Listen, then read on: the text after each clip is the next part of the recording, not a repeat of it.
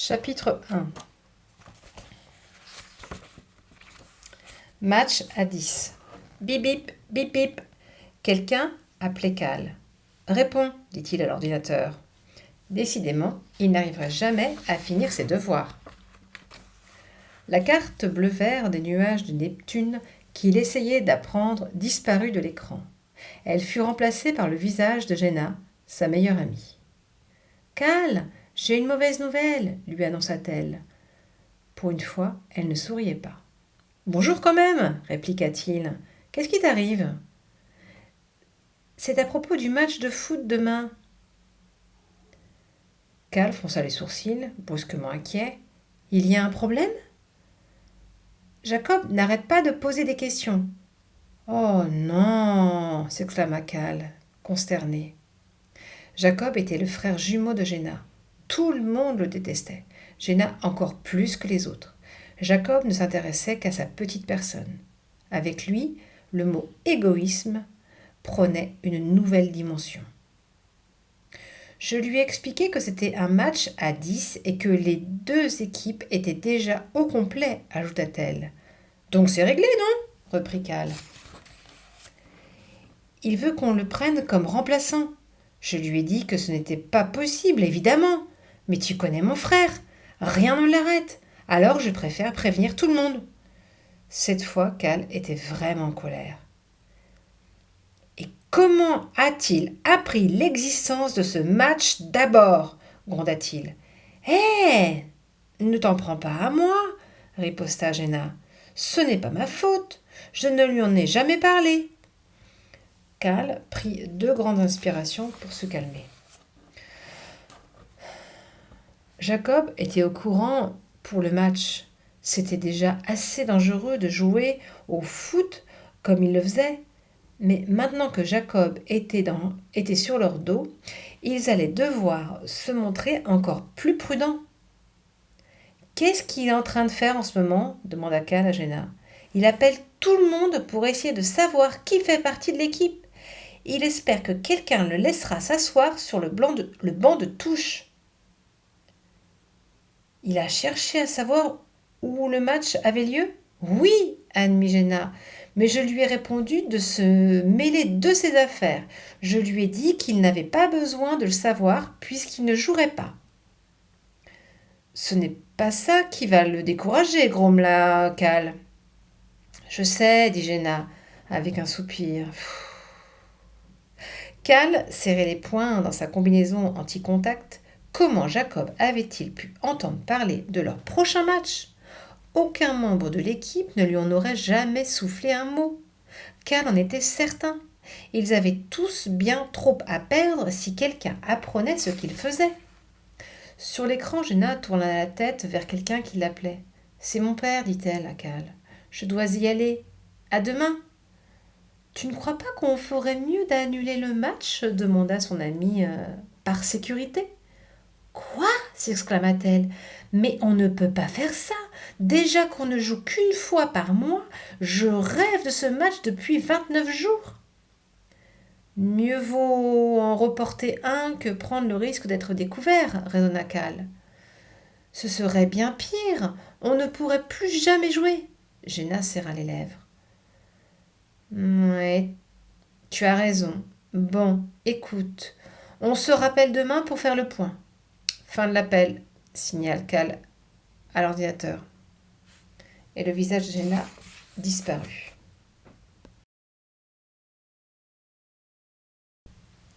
Chapitre 2. Prudence.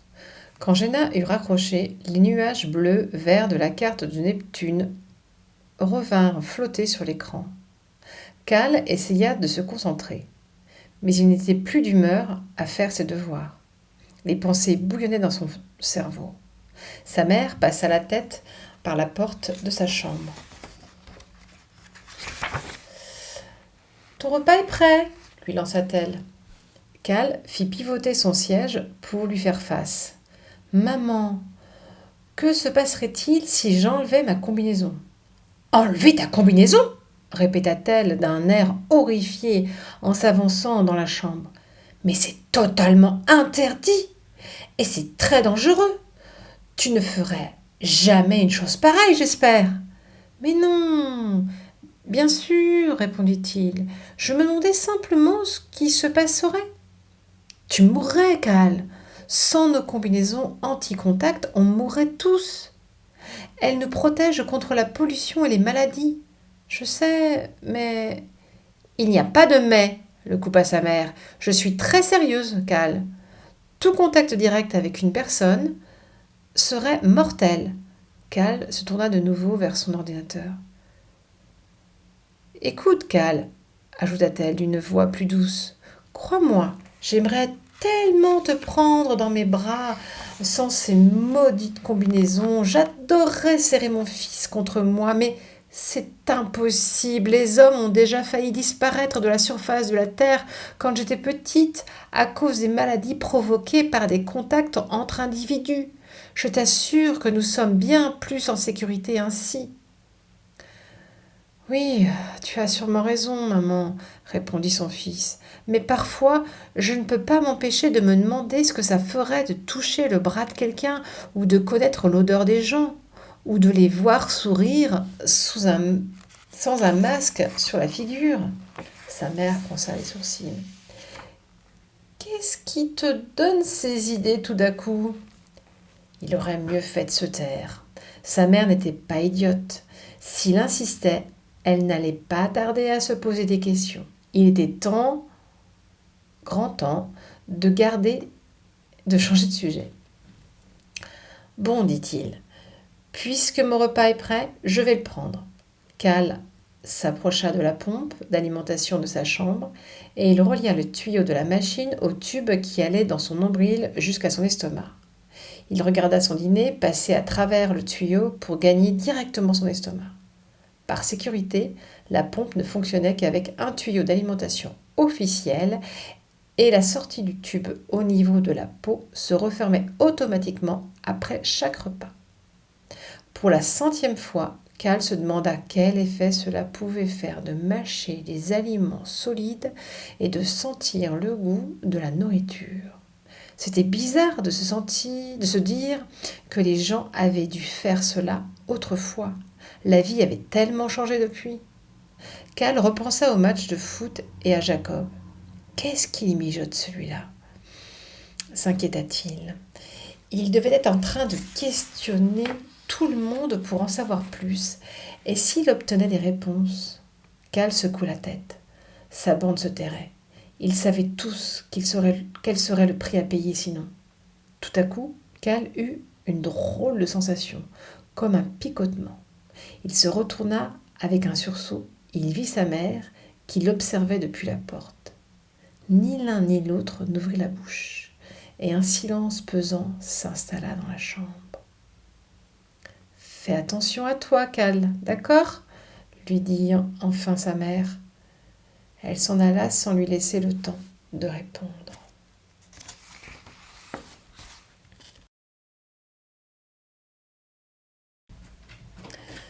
Chapitre 3, anti-jeu. Jacob appela le lendemain matin alors que toute la famille de Cal venait de se brancher à la pompe d'alimentation pour le petit déjeuner. Cal se leva pour aller répondre sur l'écran de sa chambre, ce qui fit sourire ses parents. Il se doutait de ce que Jacob lui voulait et ne tarda pas à en avoir la confirmation. « Salut Cal !» lui lança Jacob avec un sourire étincelant et totalement faux. « Comment ça va ? Très bien. Il paraît que vous jouez à un match de foot cet après-midi.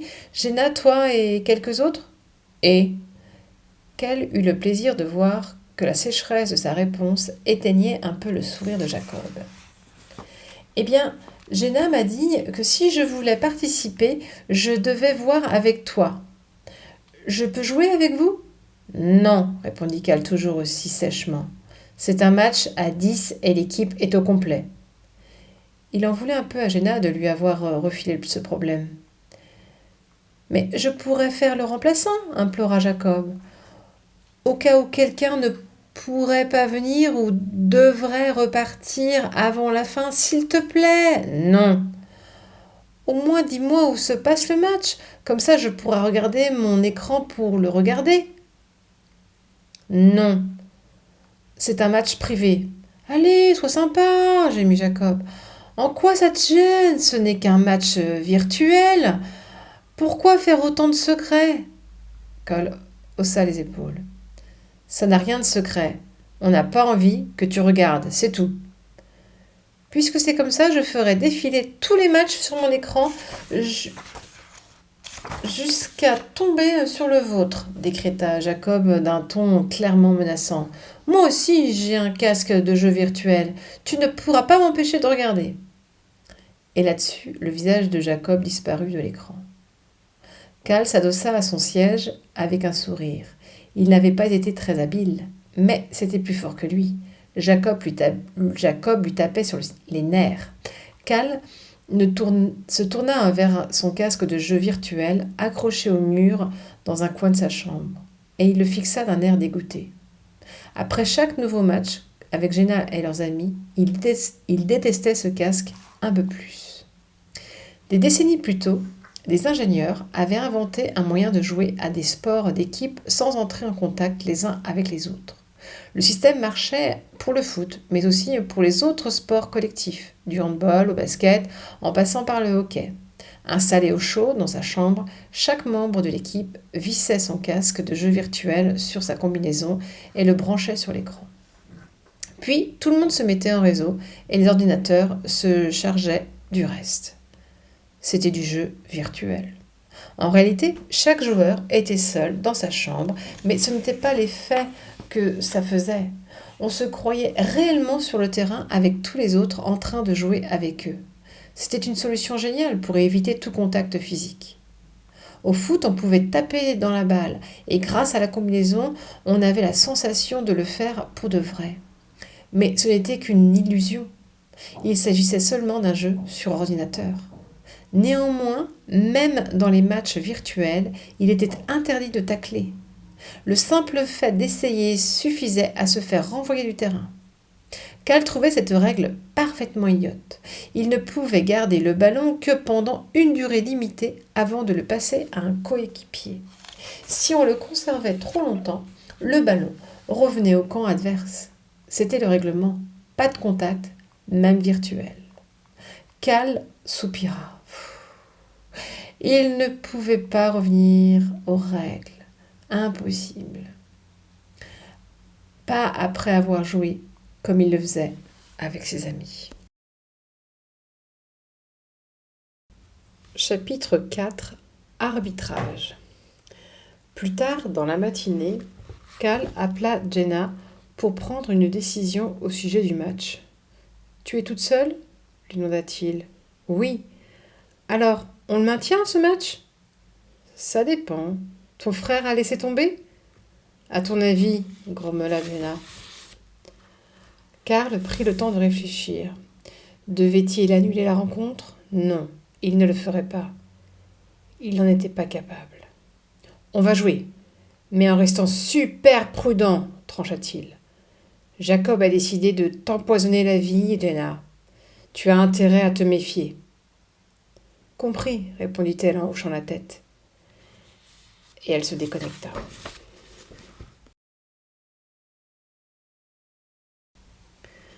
Chapitre 5. En tenue. En début d'après-midi, Cal gagna un terrain vague situé au-delà des portes de la ville. Pendant tout le chemin, il se demanda s'il avait pris la bonne décision.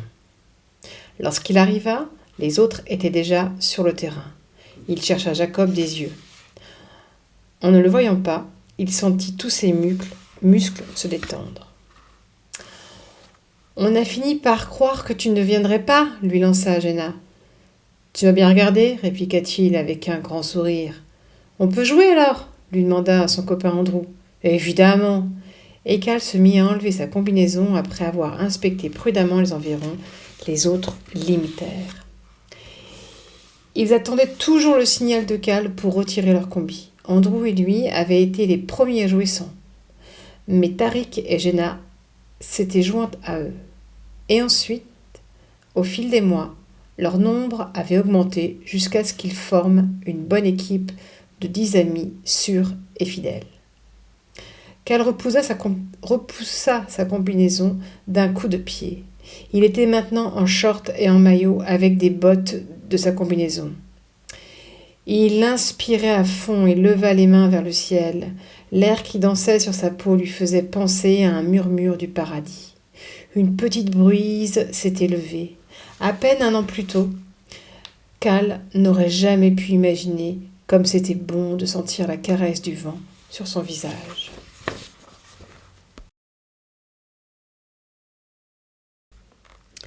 Chapitre 6. Sur le terrain.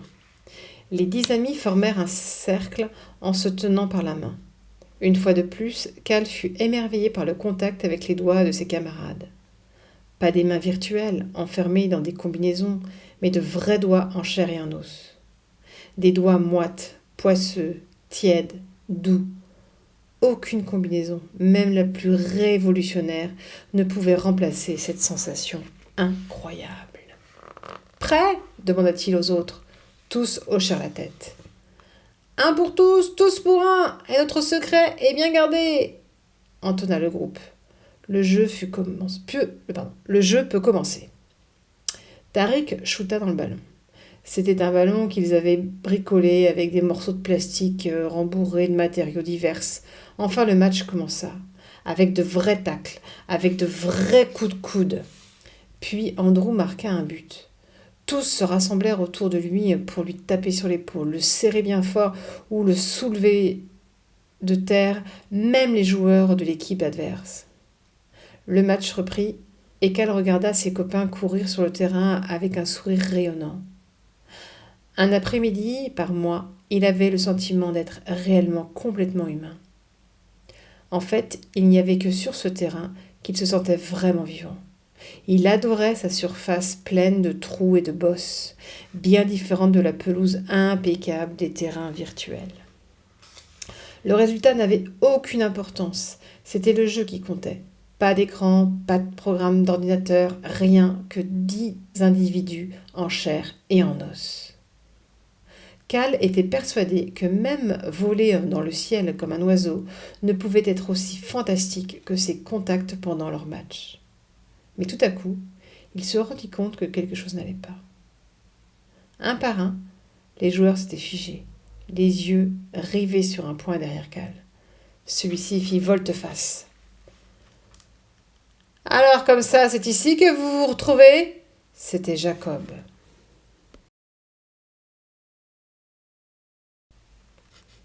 Chapitre 7. Coup d'arrêt. Personne ne fit un geste, personne ne prononça un mot. Tous restaient immobiles comme paralysés par l'horreur. Jacob regarda autour de lui en plissant le front et se retourna vers Cal. Ses yeux se posèrent sur son short et son maillot trempé de sueur.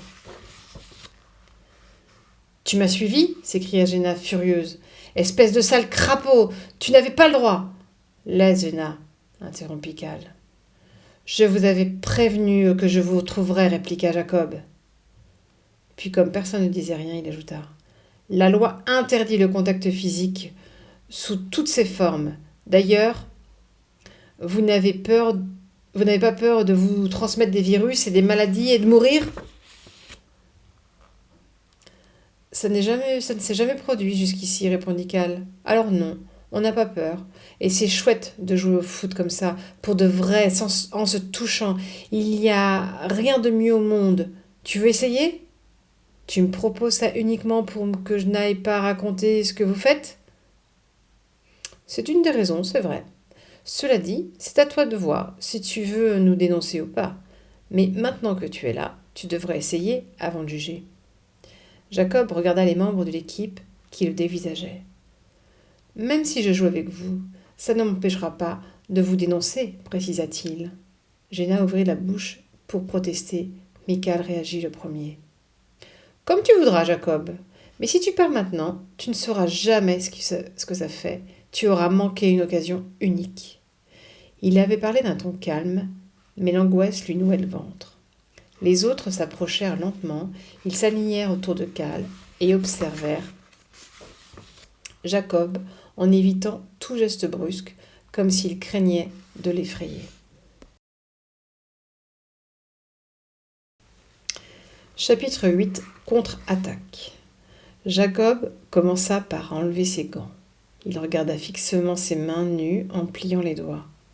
Lorsqu'il releva la tête, Cal lui sourit, et Jacob se détendit. Puis il ouvrit sa combinaison, la laissa tomber à ses pieds et se retrouva en short et en maillot comme les autres. « Tu veux que je t'aide à retirer ton casque ?» lui proposa Cal. « Non, merci. Je vais le faire moi-même, » répondit-il à mi-voix, d'un ton légèrement crispé.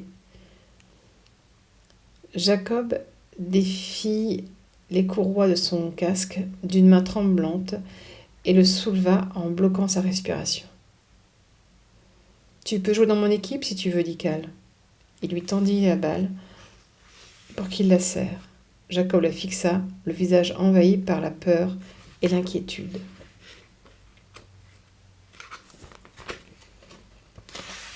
Cal avança sa main encore davantage. « Allez, lui dit-il avec un sourire, je ne mords pas. » Après une hésitation, Jacob se décida à lui serrer la main. Cal n'eut pas de mal à comprendre le choc et l'étonnement qu'il lisait sur la figure de Jacob. Il avait éprouvé exactement la même chose la première fois qu'il avait échangé une poignée de main avec un camarade sans sa combinaison. L'aventure avait commencé à cause d'un pari entre deux amis, mais ces rendez-vous étaient maintenant devenus un besoin. Cal sourit encore davantage en voyant les yeux de Jacob s'agrandir de surprise. « Bienvenue à cette rencontre !» déclara Cal. Il dut tirer pour libérer sa main, que Jacob n'avait pas lâchée. Puis il se tourna vers les autres pour annoncer : « Les gars, Jacob joue dans notre camp. On va lui montrer ce que l'on a dans le ventre. »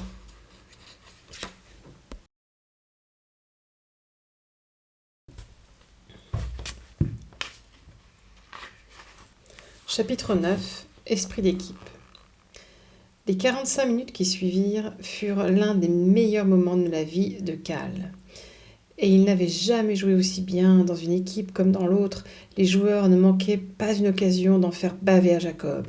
Ils le bousculaient, le taclaient en le jetant à terre une fois sur deux. Ils lui fonçaient dessus, lui balançaient des coups de coude. Cal vit même Jenna lui donner un coup de tête dans le ventre et Jacob en redemandait. Il s'en sortait pas mal du tout en plus. Une fois son corps habitué à courir de long en large sur le terrain, on aurait cru qu'il avait toujours fait partie de l'équipe. Et il rendait coup pour coup, savourant chaque accrochage avec les autres. Mais bientôt, Cal dut signaler la fin du match. « Le temps est écoulé, les gars !» annonça-t-il. Tous s'arrêtèrent, essoufflés et en nage.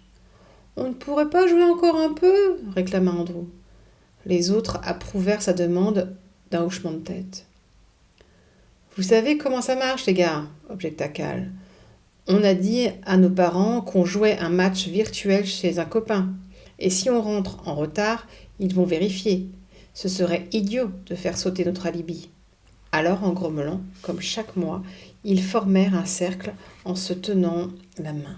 Jacob les observait sans trop comprendre ce qui se passait. Cal lui fit signe de les rejoindre. « Allez, viens, toi aussi tu fais partie de l'équipe maintenant. » Jacob vint se placer entre Cal et Jenna et referma le cercle en leur prenant la main. « Tu sais quoi ?» lui dit sa sœur avec un petit sourire. « Tu n'es pas si nul que ça finalement. Je crois que c'est la première fois de ta vie que tu me souris, » lui répliqua son frère. « Alors, lui demanda Cal, tu es toujours décidé à nous dénoncer ?» Ces paroles assombrirent l'humeur du groupe. Tous laissèrent retomber leurs mains. Certains joueurs baissèrent le nez, d'autres tournèrent la tête vers les murs de la ville. Quelques-uns fixèrent Cal. Personne ne regarda Jacob. « Qu'est-ce que tu crois ?» répondit enfin celui-ci. Jacob commença Jenna. Elle n'était pas la seule à se sentir abattue. Cal sentit ses épaules s'affaisser sous le coup du découragement. « Si je vous dénonçais, je ne pourrais pas vous coller une raclée la prochaine fois, » reprit Jacob. « Alors, je suis bien obligé de garder votre secret maintenant. » Et il se mit à rire. Quelques secondes plus tard, tous les autres l'imitèrent, d'abord par pur soulagement, puis avec une joie sincère. « Vous auriez dû voir vos têtes !» s'exclama Jacob. Puis il redevint sérieux et ajouta: Avant d'enlever ma combinaison, j'avais décidé de vous dénoncer. Mais maintenant, c'est totalement différent. C'est comme si on était tous liés par quelque chose. Bienvenue dans notre groupe, Jacob, lui dit Cal. Il faut que tu saches qu'au début et à la fin de chaque match, on prononce un serment. Maintenant que tu es des nôtres, tu dois le réciter aussi. Mais d'abord, tous sur lui. Ça lui apprendra à nous faire marcher. À ce signal, la moitié de l'équipe s'affala sur Jacob, puis les 5 autres le portèrent en triomphe sur leurs épaules. C'est drôle, je ne le reconnais même plus, chuchota Géna à l'oreille de Cal. On dirait quelqu'un d'autre. C'est comme s'il avait changé d'un seul coup. C'est vrai, confirma Cal.